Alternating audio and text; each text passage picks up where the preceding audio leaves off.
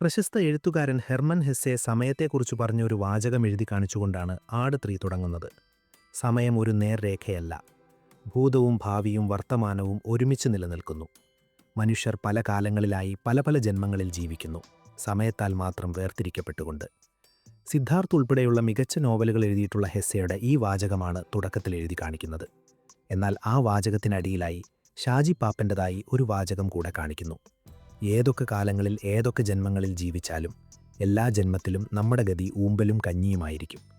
ഈ വാചകമാണ് ഷാജി പാപ്പൻ്റെതായി കാണിക്കുന്നത്. അതോടെ ഷാജി പാപ്പനും കൂട്ടരും റൈഡ് തുടങ്ങുകയായി. ഇന്ന് നമ്മൾ സംസാരിക്കുന്നത് ആട് ഫ്രാഞ്ചൈസിയിലെ ഏറ്റവും പുതിയ ചിത്രമായ ആട് 3യെക്കുറിച്ചാണ്. സിനിമയുടെ അനാലിസിസ് വീഡിയോ ആയതുകൊണ്ട് തന്നെ സ്പോയിലേഴ്സ് ഉണ്ടാകാനുള്ള സാധ്യതയുണ്ട്.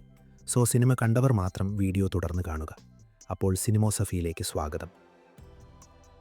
മലയാളത്തിൽ പല തരത്തിലുള്ള തുടർഭാഗങ്ങൾ ഒരു സിനിമയ്ക്കുണ്ടായിട്ടുണ്ട്. ചില തുടർഭാഗങ്ങൾ നായക കഥാപാത്രത്തിൽ മാത്രം അടർത്തിയെടുത്തുകൊണ്ട് മറ്റൊരിടത്തിലും കാലത്തിലും അവതരിപ്പിക്കും. അമൽ നീരദിൻ്റെ സാഗർ ഏലിയാസ് ജാക്കി അതിനുദാഹരണമാണ്. ചില സിനിമകൾ നായകനെയും കൂട്ടരെയും മറ്റൊരു കഥയിലേക്ക് കൊണ്ടുവരും. കെ മധുവിൻ്റെ CBI സീരീസ് ഇതിനുദാഹരണമാണ്. എന്നാൽ കഥാപരമായി തുടർച്ചയുണ്ടാകുന്ന സിനിമകൾ വളരെ കുറച്ചു മാത്രമേ മലയാളത്തിൽ സംഭവിച്ചിട്ടുള്ളൂ. ഇപ്പോഴുള്ള ട്രെൻഡിന് പിന്നാലെ പോയി രണ്ടാം ഭാഗത്തിനായി കാത്തിരിക്കൂ എന്ന രീതിയിൽ അവസാനിപ്പിക്കുന്ന നിരവധി സിനിമകൾ ഇപ്പോൾ ഇറങ്ങുന്നുണ്ട്. എന്നാൽ അതിനൊന്നും തുടർച്ച ഇതുവരെ ഉണ്ടായിട്ടില്ല. ഇനി ഉണ്ടാകുമോ എന്നും അറിയില്ല. എന്നാൽ കഥയ്ക്കും ആ കഥ നടക്കുന്ന ലോകത്തിനും തുടർച്ചയുണ്ടായ ഒരേയൊരു സിനിമ ആടാണെന്നാണ് തോന്നിയിട്ടുള്ളത്. ഇത് പറയുമ്പോൾ ഇൻ ഹരിഹർ നഗർ പലരുടെയും മനസ്സിലേക്ക് വന്നേക്കാം.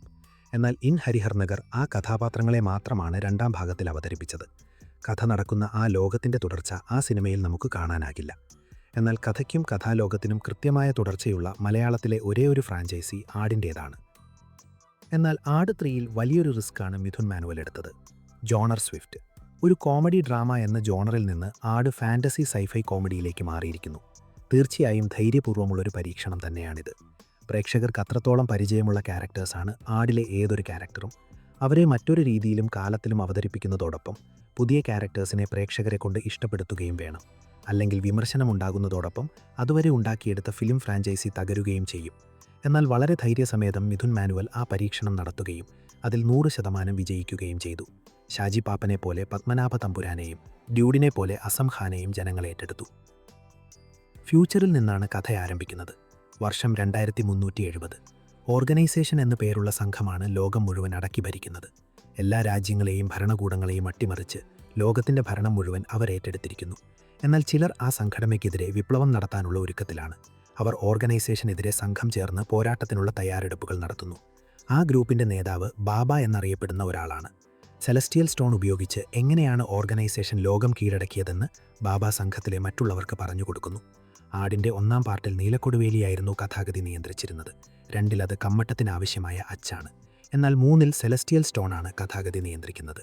ഭൂതകാലത്തിലും വർത്തമാനത്തിലും ഭാവിയിലും ആ സെലസ്റ്റിയൽ സ്റ്റോൺ കൈക്കലാക്കാൻ വേണ്ടിയാണ് ഗ്രൂപ്പുകൾ എത്തുന്നത്. ഭൂതകാലത്തിൽ ഓർഗനൈസേഷൻ എന്ന് എടുത്തു പറയുന്നില്ലെങ്കിലും വർത്തമാനകാലത്തും ഭാവി കാലത്തും ഓർഗനൈസേഷൻ എന്ന പേര് എടുത്തു പറയുന്നുണ്ട്. പിന്നീട് കഥ വരുന്നത് പ്രസൻറ്റിലേക്കാണ്. അവിടെ ഷാജി പാപ്പനെയും കൂട്ടരെയും അവരുടെ മണ്ടത്തരങ്ങളുമായി സിനിമ മുന്നോട്ടു പോകുന്നു. അതിനിടയിൽ ഭൂതകാലം കാണിക്കുന്നു. വർത്തമാനകാലവും ഭൂതകാലവും സ്റ്റിച്ച് ചെയ്താണ് പിന്നീട് മിഥുൻ കഥ പറയുന്നത്. അവസാനത്തിൽ ഭൂതകാലത്തിൽ നിന്ന് പത്മനാഭ തമ്പുരാനും അസം ഖാനും വർത്തമാനകാലത്തിലേക്ക് വരുന്നു. ഇവിടെ വർത്തമാനത്തിൽ നിന്ന് ഡ്യൂഡും ഷാജി പാപ്പനും ഭൂതകാലത്തിലേക്കും പോകുന്നു. ഇവിടെ ഡ്യൂഡ് കൃത്യമായി പത്മനാഭൻ്റെ ടൈം ലൈനിലാണ് എത്തിച്ചേരുന്നതെന്ന് വ്യക്തമാക്കുന്നുണ്ട് സിനിമയിൽ. എന്നാൽ ഷാജി പാപ്പൻ ഏത് ടൈം ലൈനിലാണ് എത്തിച്ചേരുന്നതെന്ന് വ്യക്തമാക്കുന്നില്ല. ഒരു ടെയിൽ എൻഡ് പോലെ ഒരു ഷോട്ട് മാത്രമാണ് ഷാജി പാപ്പൻ്റെതായി കാണിക്കുന്നത്.